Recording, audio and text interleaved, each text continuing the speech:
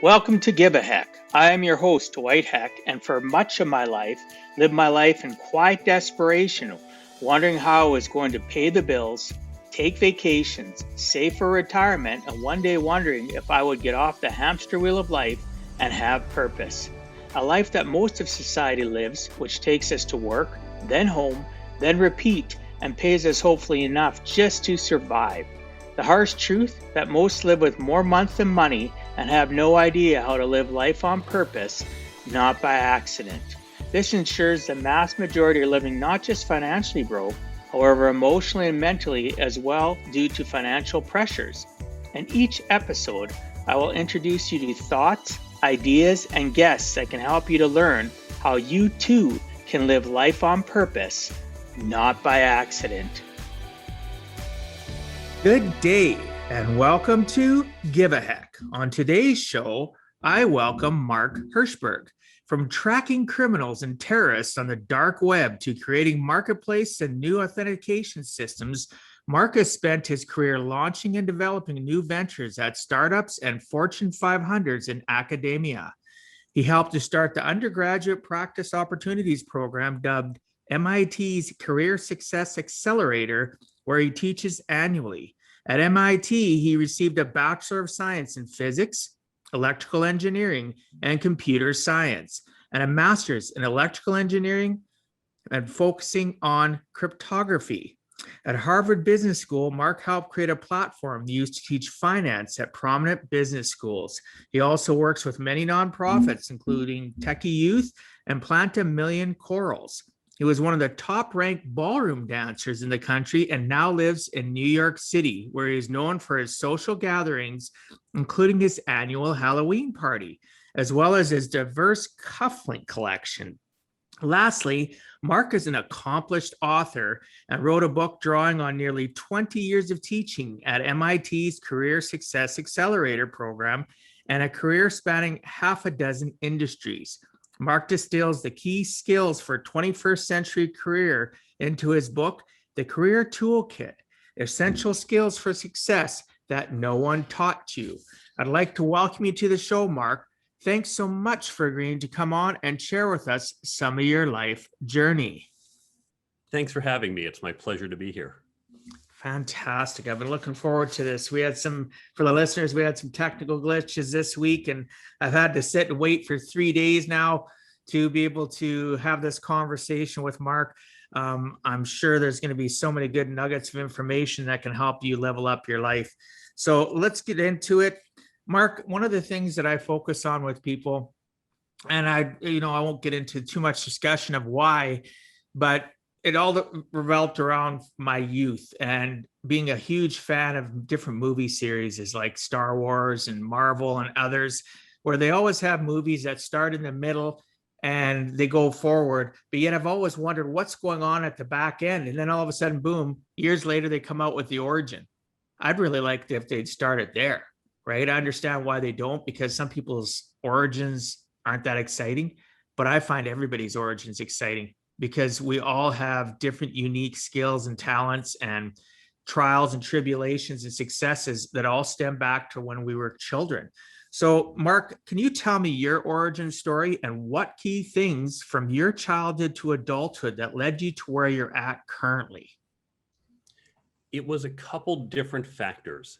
Now, I grew up basically in the 80s. And originally, when I was first born, I was a very outgoing person. I was very friendly. My mother would tell me I'd walk around restaurants and say hi to all the strangers there. But I had an accent when I was very young, and that accent really hurt me psychologically, put a lot of psychological scars as well as a couple physical ones. And in doing so, it made me much more timid. I think I probably would have come out of that over time, except we happened to move. I was 5 years old and we switched schools. So that's another traumatic experience for a child, especially at that time.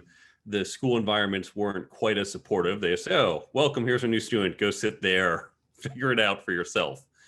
And so being a new student in school, having just gone through this trauma, I was very socially introverted.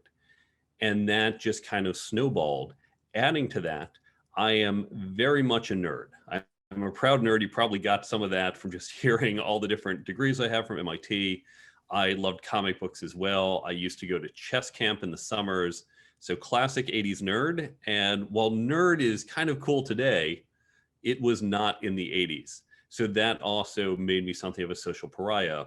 And all this came together to really limit my social growth. I did not have a great childhood socially. There were periods where I had few, if any, friends. And so I grew up very academic and very focused on learning. That was certainly to my detriment for much of my teen years into my 20s. Where it became an advantage is that what was obvious to other people was something that I had to really focus on. I had to pay attention to and actively seek to model and understand. And in doing so, that's what helped me really understand these skills, because most people say, oh, I get networking, I get communication, leadership, and they do to some extent. But by really studying it and focusing on it, I could understand it, I could get better at it, and I can help teach it to other people. Wow. So you've had a lot of grew up in the 80s. So did I. I'm an 80s kid too. I resonated with a lot of what you said, and I imagine many listeners, well, it doesn't matter what decade you grew up in. There is things that the education system, even today, you mentioned back then they didn't deal with it. They still don't deal with it well today in regards to unique children. Some people call us, as you mentioned, nerds. They call us strange. They call us outcasts, because I was that kid too. I had severe health issues. I was extremely timid, introverted. I got picked on. It was terrible. And in some ways, I look back and I wouldn't be who I am today. I wouldn't be. My kindness was obviously accentuated by my parents that taught me to always be kind, but it taught me to look and see that different is good, not bad. And growing up initially, like you said, you go into your 20s. Initially, I didn't realize that, but I look back and I think about how unique the experience was. Do I wish I didn't go through it? Yeah, it would have been nice to be one of those popular kids. But to be one of those popular kids, a lot of those popular kids that I grew up with aren't so popular today. They're not out serving others, and no disrespect for them, but popularity in high school doesn't mean, or even junior high or whatever part of your life, doesn't make you popular in life.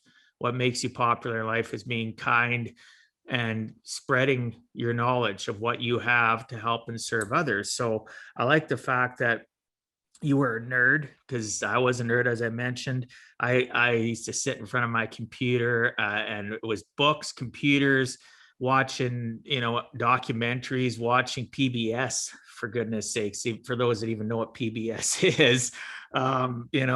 And I had the comic book collection, and I'd fantasize and dream about a different life, because I didn't have the ability or the mentorship to understand that my life was good. Right. So I really appreciate what you said. I didn't have a social life either. So, brother, when I was a kid, it is what it is. Look where we are today. We're both, and the listeners are going to find out as we continue on with this conversation. You serve others, and your goal is to, make a difference in people's lives. And thank goodness you're a nerd, because look at what you've accomplished and some of the things that you've talked about that are going on prior to us starting this recording, and how it's going to change people's lives. And I look forward to you sharing that with the listeners throughout this conversation. So, Mark, you have and continue to have an amazing journey from tracking criminals and terrorists to the dark web to creating marketplaces and new authentication systems. I myself was in the IT industry for nearly a decade and dealt with network security, amongst other things, with my own company. Can you tell me more about your journey into tracking criminals and terrorists on the dark web, and what this entailed, and possibly a story, the most intriguing one? I'll see which story I can actually repeat. As you mentioned in my introduction, I did my graduate work at MIT in cryptography. Cryptography is a branch of mathematics that focuses on encryption, or what people commonly think of as secret codes. When you enter your credit card online and you're told it's okay, it's all encrypted, it's safe, that's because of the protocols that I and my colleagues have created, mostly my colleagues for the protocols you're using, have created to really secure the internet. And this can be used in a couple different ways. It can be used to encrypt and decrypt data to keep things safe, how to anonymize data, keep your privacy safe. It can allow things like tracking of people without giving out too much of their information. There's a huge debate over, does it really protect people, say with cookies or other techniques? It can also be used to detect malicious code, or on the other side, to create malicious code to do things like ransomware, right? So it's two sides of the coin, right? You can be the attacker or the defender. People like you and I are the defenders and want to keep the world safe. So throughout my career, I've done different things. My graduate work was on secure electronic voting online, which, by the way, we should never actually do. It's possible in theory. In reality, do not ever vote online. That is going to be the end of democracy as we know it. I've also helped do things like create authentication systems. As you mentioned, we were trying to get rid of passwords, and we created a patent portfolio of about 50 different patents that will let you not have to enter a password, but still stay secure. But in one of those companies, we did intelligence gathering. So the dark web, I get asked about this a lot. What's the dark web? It's an area of the web that's just not very visible. You don't have a Google index on it. You can't just easily search it. You kind of have to know where you're going. Not everything on the dark web is bad. The analogy I use is not all dark alleys are bad, but if you're doing something bad, you're probably doing it in the dark alley and not the well-lit street. So bad things happen on the dark web. At this company, we went in, gathered information. Who was there? What were they trying to do? What were their tools? Who works with whom? What's happening lately? And we would sell that data or analysis of it to our customers. Wow. That's, and I imagine you do get the question, but it intrigued me because prior to getting into finance 19 years ago, like as I mentioned, I had my own firm. I had a computer store, I had a computer service, but I got out of that because it was brick and mortar's dog eat dog, and went more on the consulting side. And I did consulting work in regards to security and for our local governments. I did for the police department, and I always found it fascinating when people always take it to that next level. And I like how you talked about that, because many people don't, understand. I do understand what encryption is and why it can be good and bad. I like the fact of, can you accentuate a little bit more though? Why do you say don't vote online? What's the problem and issue with taking that away, and how does it affect democracy for us? Yeah, well, in theory, we can create the protocols that work and make sure your vote is counted and secure. Remember that even if those protocols, these cryptographic protocols that my peers and I create, even if those work, and you say, oh, mathematically we can prove you can't change my vote. Well, what about the operating system it runs on? The operating system of the machine that you're using, the operating system of the machine that's telling it. What about the network? What about the hardware? Apple, one of the biggest, most sophisticated tech companies, had a hack where it's suspected it's the Chinese, actually hacked the hardware. They got in, altered the manufacturing, so all the hardware, all the Apple laptops had some special extra hardware built into it that was allowing the Chinese government to spy on Apple computers. If Apple, one of the best technical companies, can't even control its hardware supply chain, the chances that local and state governments will be able to do so using third-party vendors, no chance. Here's the thing about paper ballots. Now, where I vote in New York, we use paper ballots, and we fill out, it's like the old Scantron forms. You fill in the bubble, and you fill it in, and then you put in an electronic machine that scans it and counts it. You might be saying, well, wait, that's electronic. First, that is not hooked up to the internet. Those are standalone electronic machines. Second, if there is any question, if they've been tampered with, and sometimes there are questions, you have the original paper ballots. So the people maintaining the voting system, the people, the poll workers, can open up the lock cabinet and say, it says it's 703 to 682. Let's sit there and hand count the ballots. Is it correct? And if it's not, you throw out that tally, you check the other machines, you look for discrepancies. As long as there's a paper trail, it's okay for a machine to just do the counting, just do the tallying, but you should never have the machine be the primary record of the vote. Always, always, always use paper voting. Yeah, and you know what? 100% agree. And I appreciate that. That's very descriptive. I hope people understand. And I did not know about that chip with Apple, but that doesn't surprise me. Once we take out the fact that Apple is a great company, or IBM or Microsoft, they only really, they have the intellectual property and design, and they do very little. Most companies do very little after the fact, right? They pass it off to a Chinese or Taiwan or Japan. Sadly, very little North American companies are really into the creation of the actual hardware. They do a lot of design stuff. You'll see stuff designed in Canada, designed in America, designed in the United States, but it doesn't, and it says, manufactured wherever or assembled in the US, but yet none of the parts come from the US, right? So once we give up that type of control to countries that they tend to pretend to be our allies. And that's a discussion we can have a whole podcast about it, but they tend to pretend to be our allies. But in theory, they're always doing little things. Russia does it, China does it, many other countries do it to undermine the West, to undermine what we're trying to do. They always think we have the magic cookies. So they want to be listening in or reading or spying on us to find out. So I appreciate the fact of you sharing that, because I always wondered why, people resisted the paper ballots, but you did a great explanation as to why it's so important. So Mark, if your town ever wants to do electronic voting, call me up and I will come testify and explain why you should stick to paper. Oh my gosh, I definitely will. I hope they never do it, because it's also, I don't know, kind of weird though. I know when I took my kids for their first time to vote, as they're all adults now, I remember the first time I went voting. It's kind of the experience and the power, the empowerment you feel that you get to go, and whether, yes, they check your ID and they check all this stuff, and you got to be on the voters list, and you go over to that little cubby. Some of them it's little cubbies, some of it's like a paper cardboard shit. Who cares? And you go over and they scan it through the machine, just like you're talking about.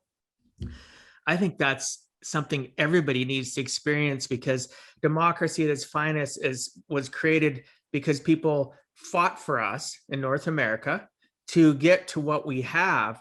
And that gives me a little bit of, it's pride, and it's a little bit of respect, right? The fact that I respect what everybody did, so that I have the right to walk up, go behind that little thing and check that little box, right? It's just, to me, it's very humbling. And I think everybody should experience it.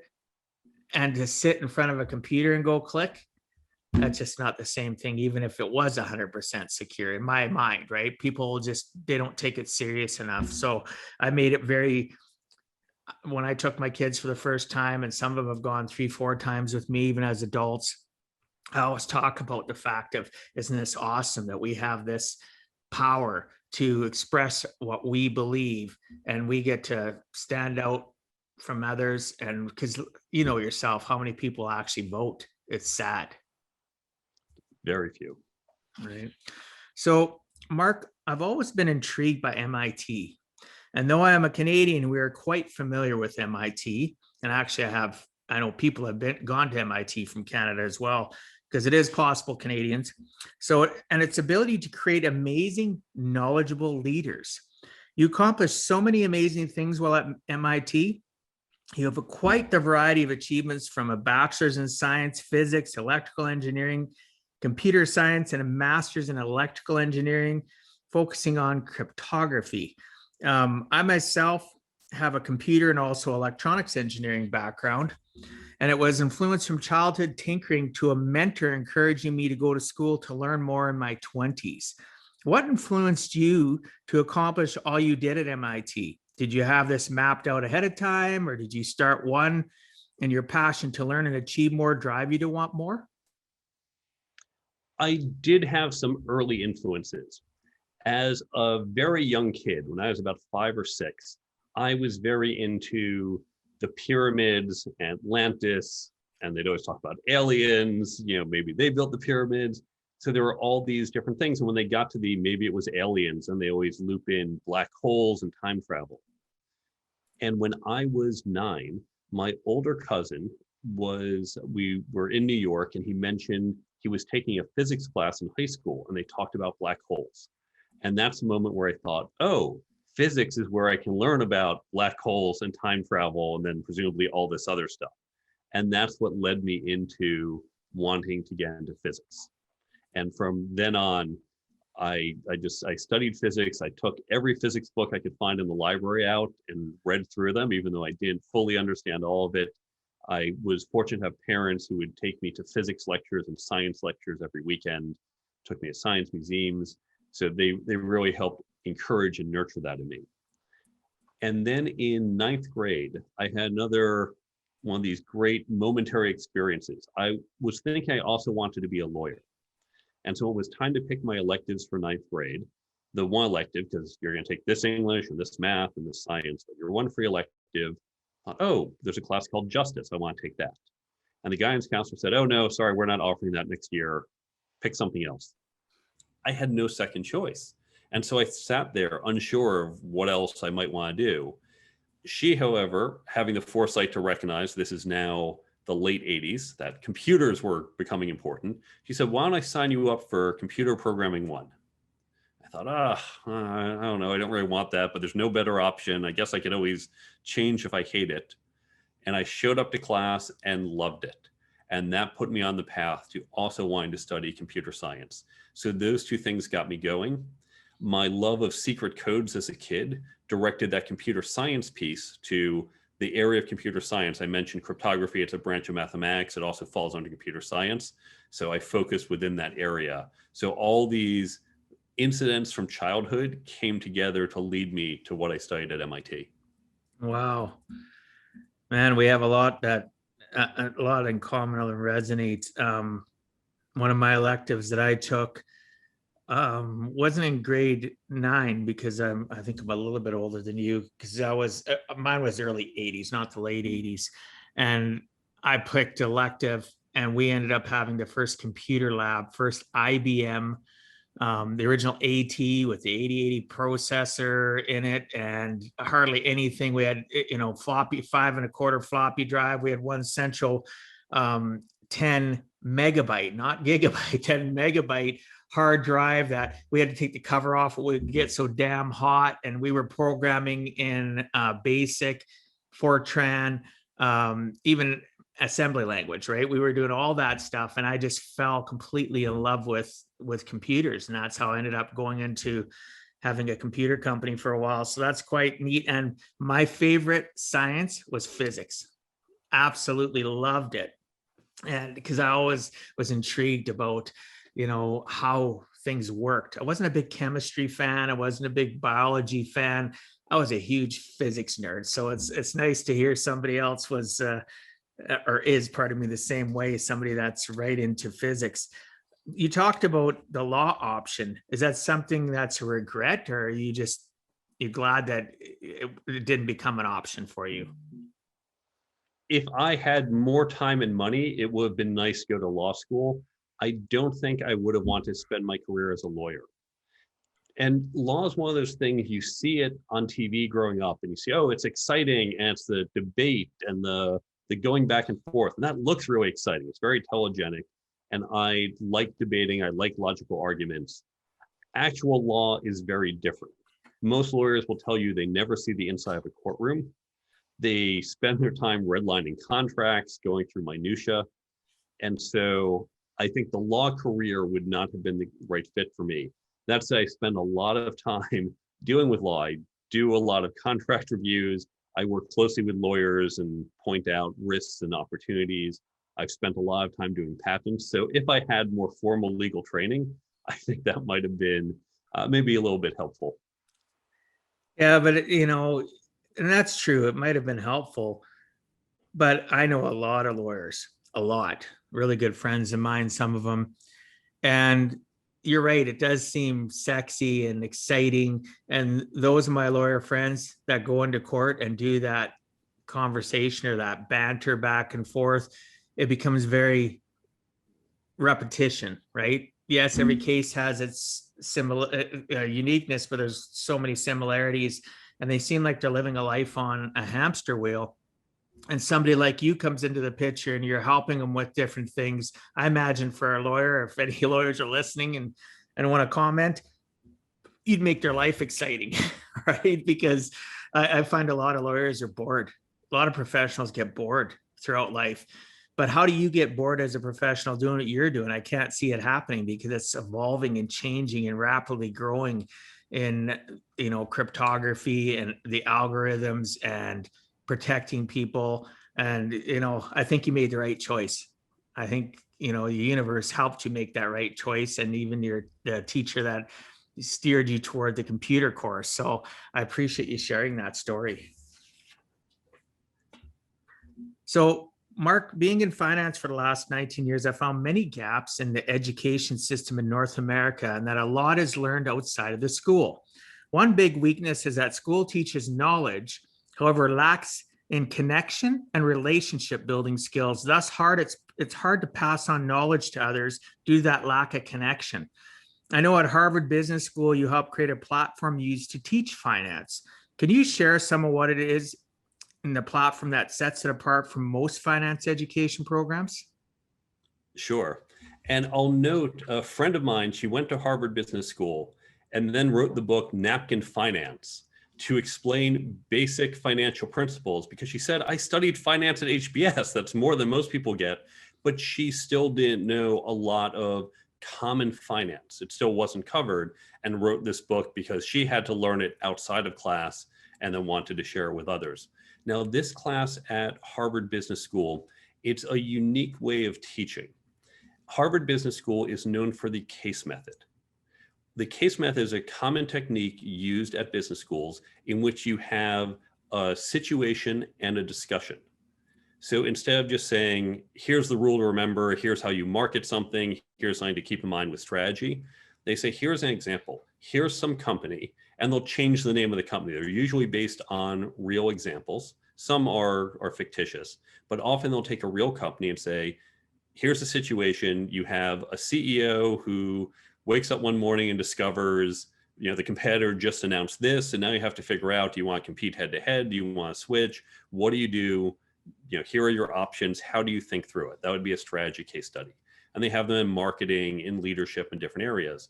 The students all read the case, then they discuss it, and in class say, you should go head to head and you should just spend all your money on that company. And someone says, no, you should get out of that market, reinvest in this different area. And it's in that discussion that they learn. And case study is wonderful for teaching many, many skills. One area I don't think it's quite as strong is basic finance. So finance, when you're learning about stocks and bonds and options, buy low, sell high. That is really the key. Buy low, sell high. Most of us understand this by about age 8.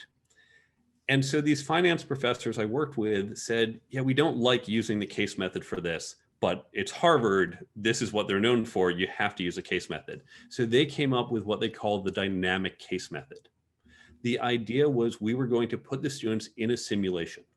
So for example, when you have a stock and a bond and a forward contract on that stock, 2 of those can replicate the third. You can use any of those 2 instruments by buying or selling them to create the third. So all 3 have to be in balance. If they're not, then there's an arbitrage opportunity. And if you understand that they have to be in balance and you see that they're not, you're going to buy one of them, sell a different one, and make money. So that's the most simple idea. Here, if you can recognize something that have alignment, you can arbitrage and make money. So we put the students in a simulation. It looked like a real trading desk. And then the students would say, oh, you know what? I should buy this and sell that. And if they're right, they're going to start making more money. If they're wrong, they're going to start losing money. By the end of the simulation, we had thousands of different securities. We had stocks and bonds and different types of contracts and foreign exchange, and they could buy tools and things to make them trade better. The professors really loved video games. We used to take regular breaks to play Age of Empires 2, I believe, because they love that idea of, are you investing in more troops? Are you investing in upgrading your troops? They were, I would say, slightly addicted to it. It was a good break for us. And so we wanted to build something that was as addictive, as fun, and as real as a trading system.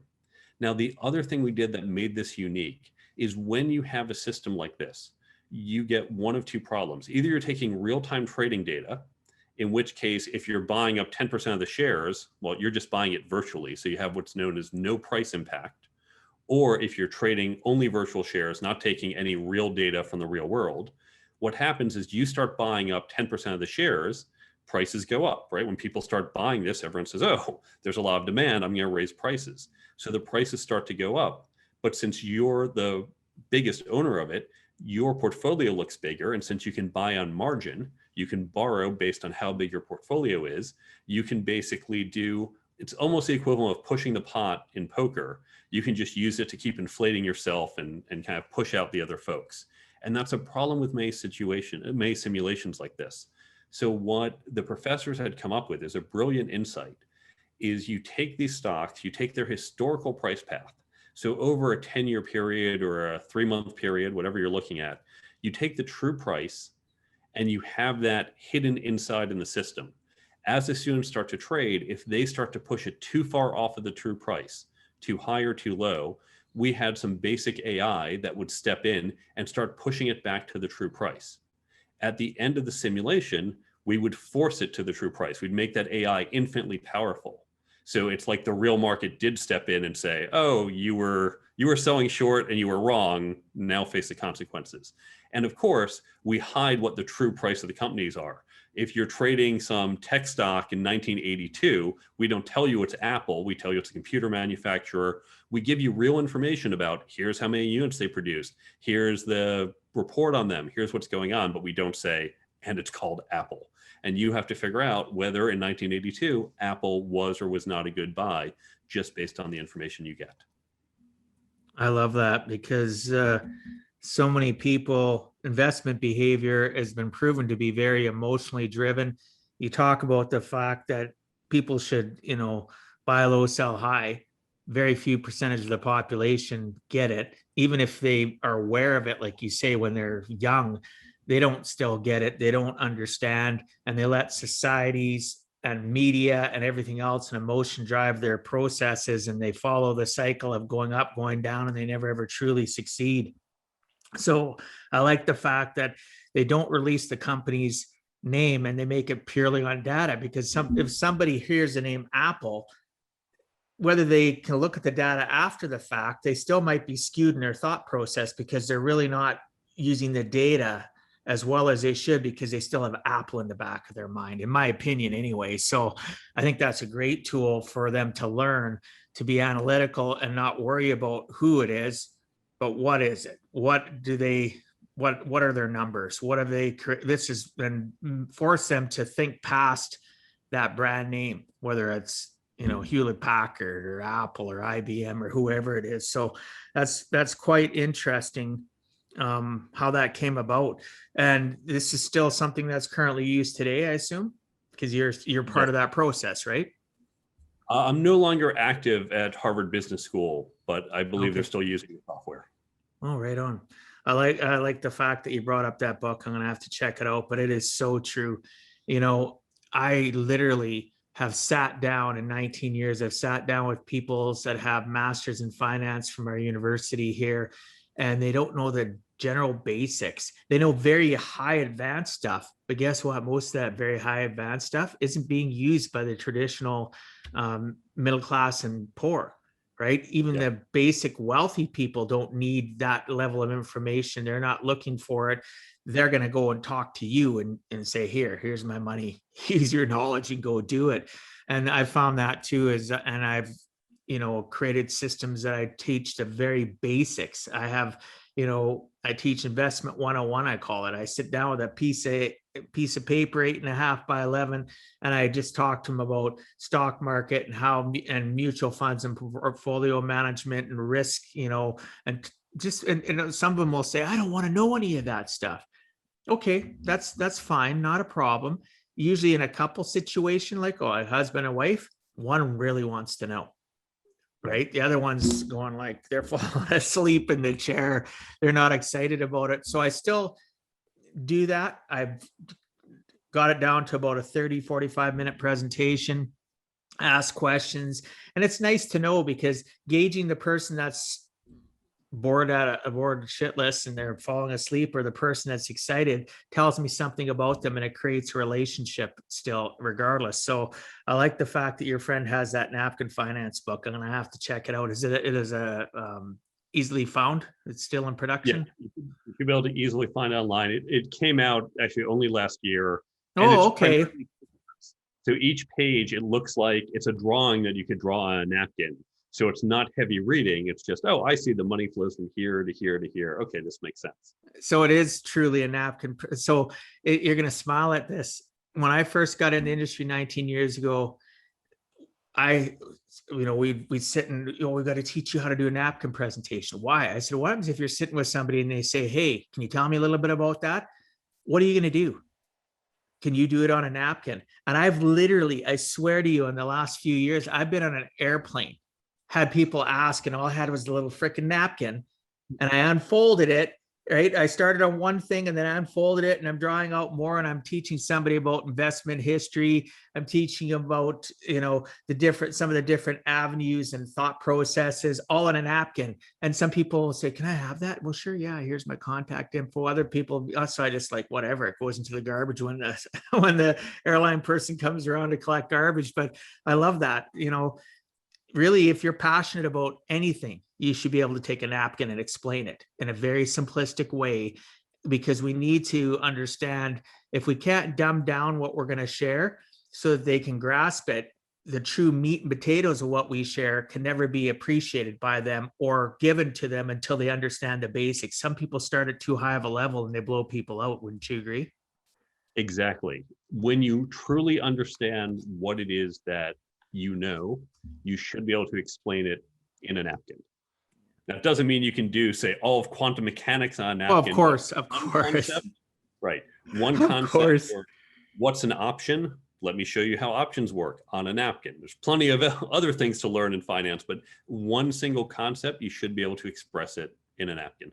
Oh, absolutely. So I appreciate you bringing that up. So, Mark, you were one of the top ranked ballroom dancers. We're going to go completely other side of this conversation. Ballroom dancers in the country, and now you live in New York City, as we were talking about. Who or what led you to ballroom dancing, and do you still dance regularly? I'll give you the fuller story to that. In 6th grade, the community I grew up in did cotillion. And so all the kids, their parents would send them to do cotillion.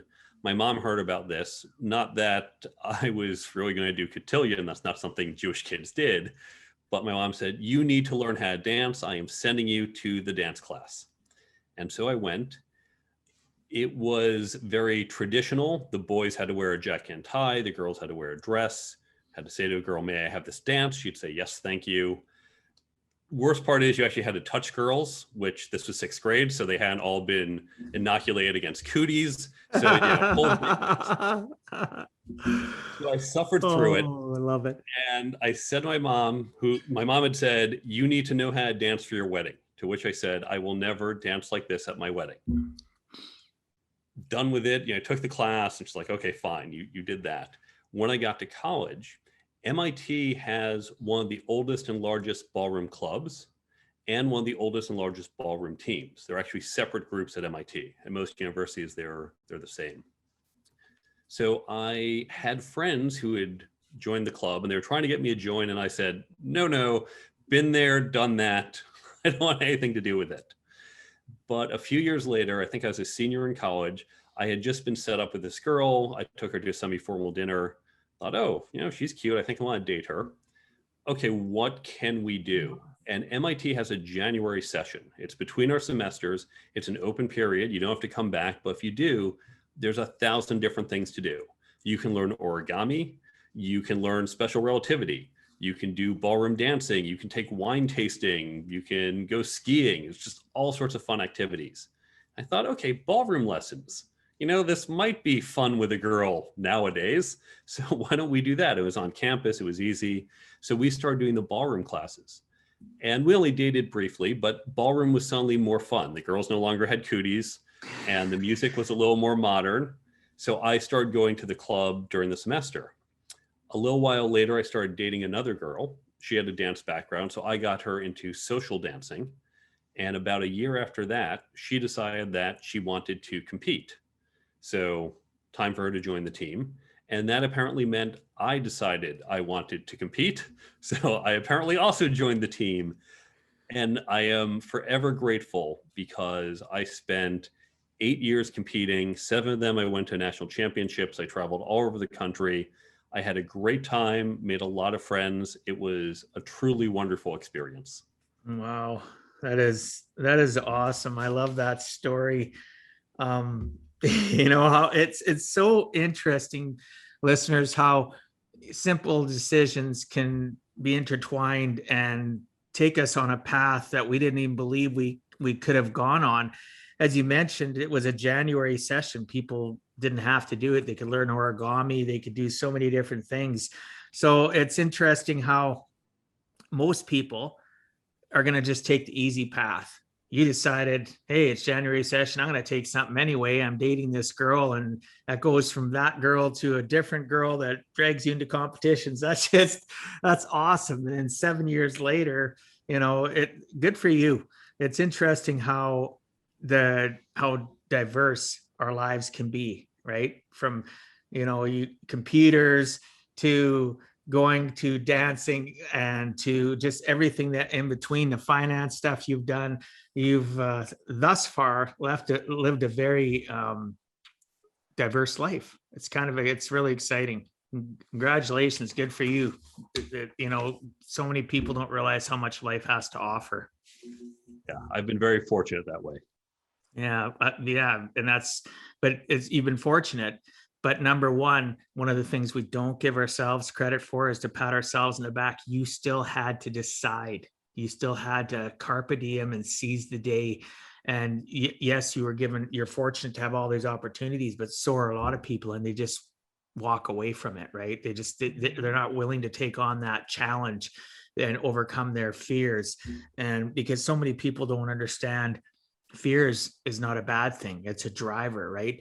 Face everything and rise, right? That's the acronym I look at, when I think of fear now, right? It's face everything and rise and move forward. So good for you for realizing you had opportunity and you seized it. So I think that's very commendable. So Mark, you wrote a book called The Career Toolkit, Essential Skills for Success That No One Taught You. In your book, you distill the key skills for a 21st century career. Can you touch on some of these skills and what a person can expect to learn and apply to accomplish a 21st century career? There are 10 skills I talk about in the book. And these are not just things I woke up one day and thought, oh, we should do this. These skills are based on feedback that we've got at MIT and feedback that's been given to colleges across America on the skills that companies want, but that they can't find. So for example, we've all heard about networking. Everyone since we're kids, oh, networking, it's so important. But has anyone actually taught you how to network? If this is such an important skill, why are we not being taught? There's a whole reason why schools don't do this, but this is creating a gap between what's important and what we actually know how to do. The 10 skills I talk about in the book, they're broken into 3 sections. The first is careers, how to create and execute on a career plan, which begins with figuring out what you want to do and then how you actually get there. Skills in the office, managing your manager, corporate politics, understanding how you deliver value at work. Then third is interviewing. Now there's lots of content on how to interview as a candidate. I look at in that perspective, but also from the hiring manager's perspective. Many of us have to interview other people, but we've never been trained to do that. And even as a candidate, once you understand how the other side looks at, once you've seen it through their eyes, you're a much stronger candidate. The second section, leadership and management I break down to people and process management separately. And these skills are not just for people with a certain title. These are skills. This type of leadership, this type of management applies day one, your first day out of college on the job. You can use these skills to be more effective. Then the third section is communication, negotiation, networking, and ethics. Now, you also asked, how do you learn these skills? There is a really important point to understand. Most of the learning we've done has been by sitting in a classroom with someone transferring knowledge. Here's how you solve a quadratic equation. Here are the key dates in the American Revolution. And you say, okay, I'm going to write these down, I'm going to memorize them, and when you ask, I can tell you. There is no formula for leadership. There are no 3 things to remember to suddenly be a perfect communicator. These are subtle, complex topics. The way to learn them, it goes back to what we talked about with Harvard Business School and the case study. It's that type of method. It's this peer learning. And this is what business schools do. This is what we do when we teach at MIT.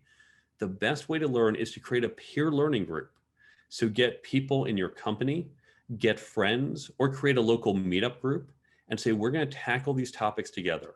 Then what you can do is you can take, say, a book like mine and you chop up into different pieces. And you say, we're going to read these 10 pages, and then we're going to discuss. And in that discussion, you're going to share a story about a time you had a leadership challenge. I'll talk about a challenge I faced. I'm going to hear how you would have solved it and say, oh, wow, that's a really good point. I never would have thought of it that way. And we're going to learn by seeing real world examples. And this is the best way to learn. Now, I mentioned you can use my book.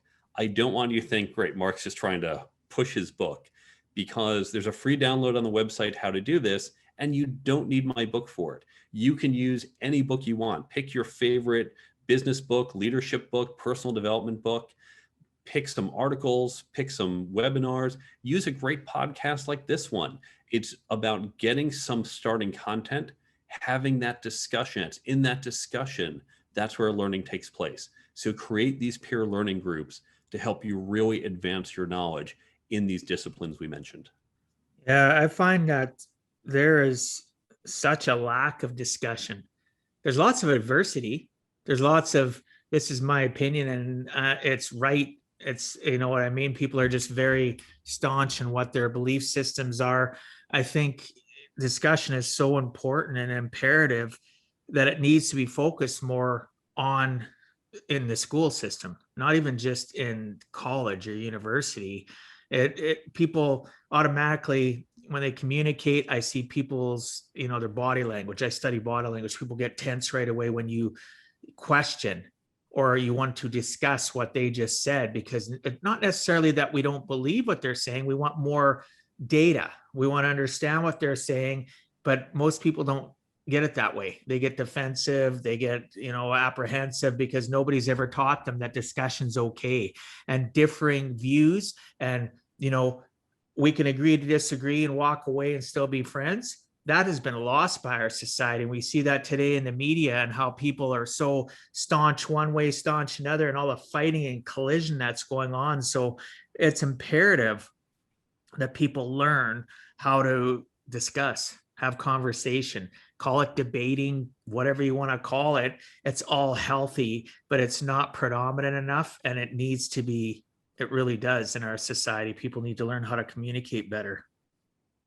There's another important benefit, which is that most of the training we get, they say, oh, Dwight, we're going to promote you to management. So we're going to send you to a 3-day management training seminar.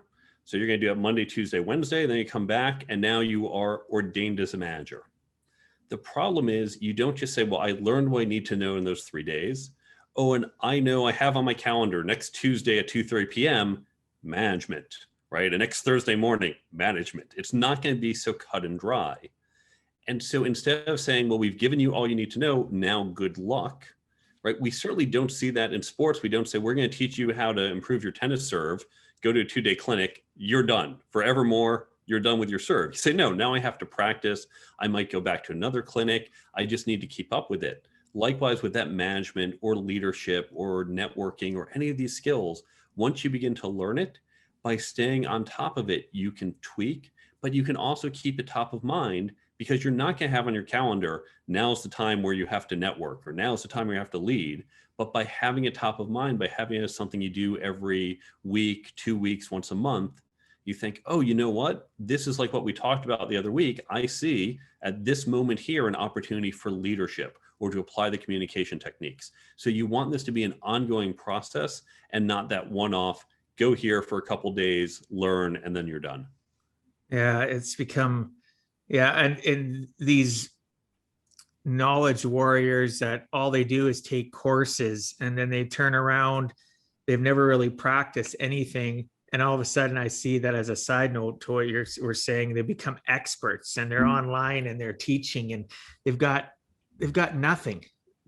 Knowledge applied is useless. So I always tell people, and I got to make sure I get this right, I've used this now for over 20 years. I'd rather have ignorance on fire than knowledge on ice, right? And what that statement means, listeners, is you learn. So what Mark was talking about, that 3-day training, if you never ever apply it, you never ever get some constructive feedback or criticism, whatever words you want to use, and you don't practice, you don't get better at it. You're a knowledge tank that really you're not even that, because you're not applying it. But somebody said, oh, you know what, this guy's great or this girl's great because they took a 3-day course. People aren't actually applying or being forced to, practice things. And I think when you were talking about that, I was thinking of Toastmasters. I have a bunch of friends in Toastmasters, right? Those that, they finished, Toastmasters is a lifelong thing for many people. They're always practicing their skills. They force them to get up on stage. They force them, they didn't all of a sudden take a 3-day course and, oh, you're a great speaker. No, there's so much more details than that. So I like how you put that. There's just no practice being done. People need to start realizing that no matter what it is, you can take course after course after course. If you don't start taking risk and get over your fears and practice what you're trying to learn, you finish that course and you say to people, oh, I've got all these courses under my belt. Okay, well, what's the result of that course? And I have challenged people, what have you learned? Oh, I learned this and then I went on to the next course because that's what I was told. Why am I bringing that up? People have forgotten to be critical thinkers, understanding that this all goes back to the fact you have to have discussion, you need to be challenged, you have to have mentorship, you have to have, somebody that's going to put your ego in check too, that you need to be challenged, that everything you learn, you need to spend some time applying it, have open discussions with people, go back, practice some more. If you want to get good at it and say, hey, I'm a manager, you better be able to say, well, this is what I've done in the real world. This is where, this is some of the character building mistake moments I've had that taught me to be a better manager this way. It all started with a 3-day course, but this is what I did after the fact to actually fit into the role of manager. I'm not just ordained a manager because I took a 3-day course. It's basically the way I look at it. So I appreciate that. Is there anything else you'd like to add in regards to your book? Yeah, Toastmasters is a great example, by the way. So Toastmasters is an international group designed for public speaking. If you say, I want to get better at it, you can find your local chapter and they'll take you there. They'll help you work on your speeches, impromptu speeches, short speeches, long speeches. You can use ones that you need to do for your job or other areas, or you can just make up ones to practice with the group and everyone gives each other feedback. And to your point, it's ongoing, right? It's continuous. We don't have a Toastmasters for leadership. We don't have a Toastmasters for other aspects of communicating or negotiating or these other types of skills that we talked about.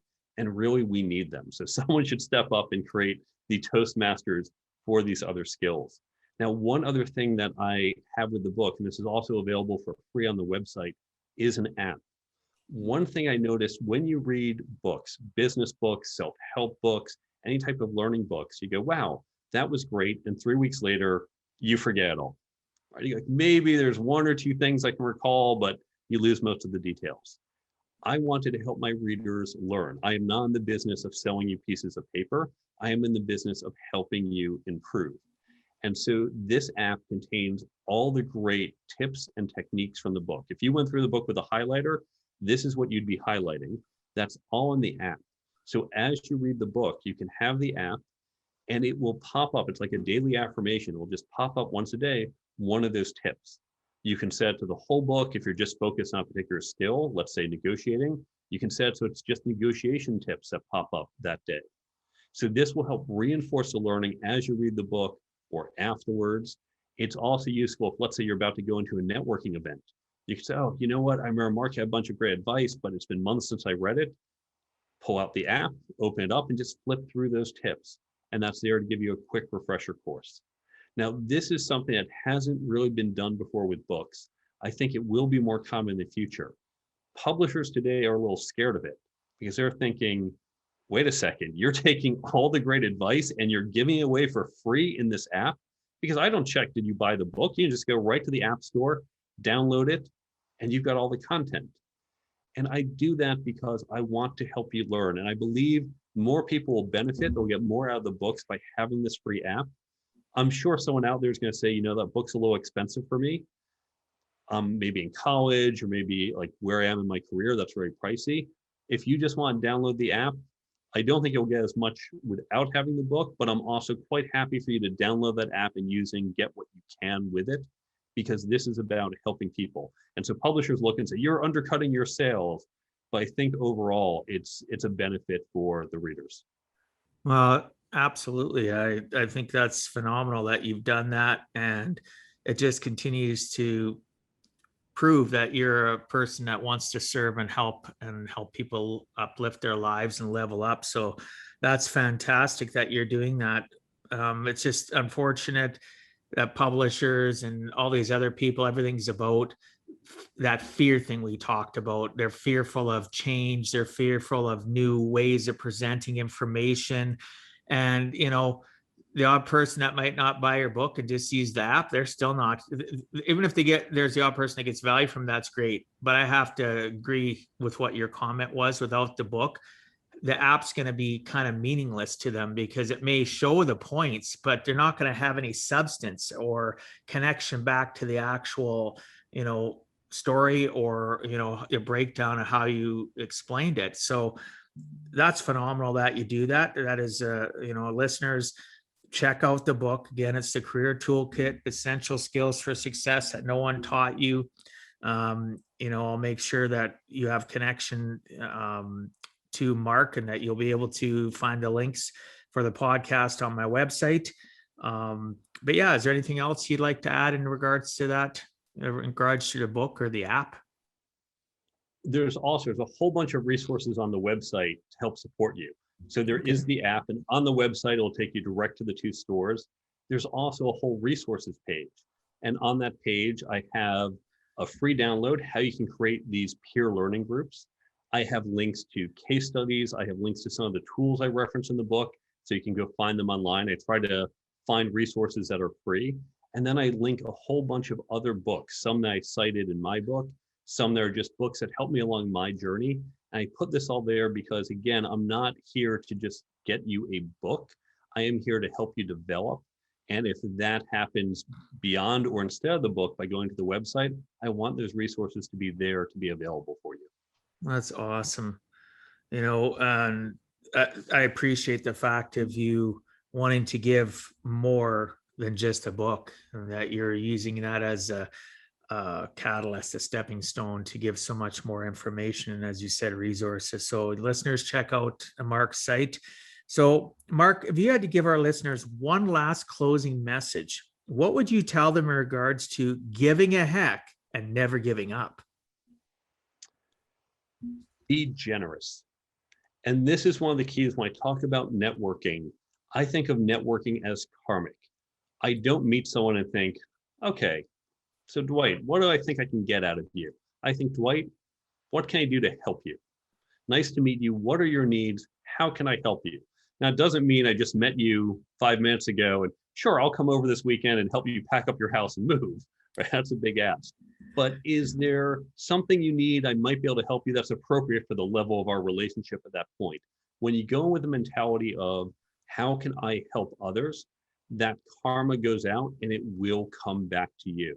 So keep that attitude, keep that service attitude whenever you meet people and just about how you approach the world. That is a fantastic message. Thank you so much for sharing that. So, well, our time is almost up. And I want to respect our listeners and your time. However, before we end, can you please tell the listeners what's the best way to reach you? You can go to my website, thecareertoolkitbook.com. There you can learn more about the book, also see where to buy it on Amazon and all the other places, including local bookstores. You can get in touch with me there or follow me on my social media. You can find links to the Apple and Android store to download that free app, and then the resources page with all those free downloads and links. All of that at thecareertoolkitbook.com. Fantastic. I'll make sure it's in the show notes. Listeners, you can find that at giveaheck.com. Go into the podcast part of on the portal, and you'll be able to see Mark's smiling face and be able to scroll down, and you'll be able to find all the links to access and find this great information that Mark has put all this energy and effort in to ensure that we have to continue to give a heck about ourselves and level up. So thanks again so much, Mark, for coming on. So I appreciate you and your time sharing some of your experiences so that others too can learn it is never too late to give a heck.